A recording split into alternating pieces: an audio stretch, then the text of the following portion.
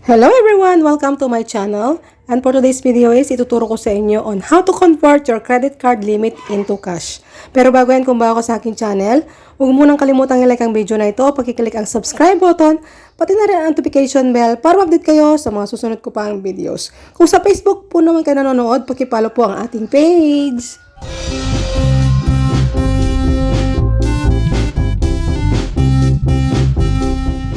Okay, disclaimer po muna tayo. Hindi po ako nag-work sa bangko, sa anumang institusyon. Ituturo ko po sa inyo yung aking mga ginawa nung ako po ay nag-convert ng aking credit limit into cash. Para magawa po natin yon online, kailangan meron po tayong Maya app. Kaya pag wala po kayo, mag-download na po kayo din. Kailangan po is verified po siya. So, ang una natin gagawin is maglagin tayo sa ating Maya account. Okay, para ma-turn natin ang ating credit limit into cash, kailangan natin i-click yung cash in dito sa Maya account. So, ito po yung mga way para makapag-cash in sa Maya account dahil credit card yung ating gagamitin. I-click natin ang debit or credit card. Pagka-click nyo nun, ganito po yung lalabas. I-click po natin yung use new card, yung arrow. Ngayon, kailangan natin ilagay yung information ng ating credit card na gagamitin para makapag-cash in tayo dito sa Maya account. So ngayon mamimili mo tayo kung magkano yung ating i-cash in. Pero tayo mag-cash in ng 1,000 up to 10,000 pesos. Then enter natin yung ating card details. Enter natin yung card number. Makikita nyo sa harap ng inyong credit card. Kung ito ba ay Visa or Mastercard, yung validity ng ating card. At yung ating CVV. Makikita po yan sa likod ng ating card.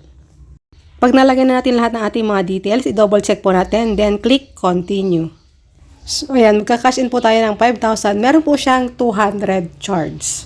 Okay, sa experience ko sa pagka-cash in sa Maya Wallet gamit ang credit card, yung 1,000 po is 200 po yung kanyang charge. And then yung 10,000 is 200 din po. So, kung gusto nyong makatipid, mas maganda malakihan na po yung inyong ika-cash in. Ngayon, i-click na po natin yung cash in now sa baba. Ganito po yung lalabas. Click lang po natin yung done sa baba.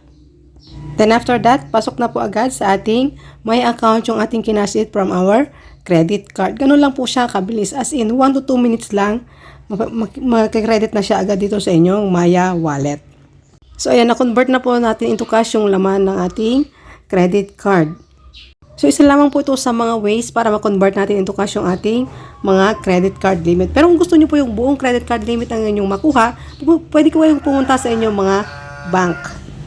Mag-inquire po kayo doon kung paano inyong gagawin para ma-convert nyo ito kasi yung credit limit ng buo. So, ayan po yung ating video for today.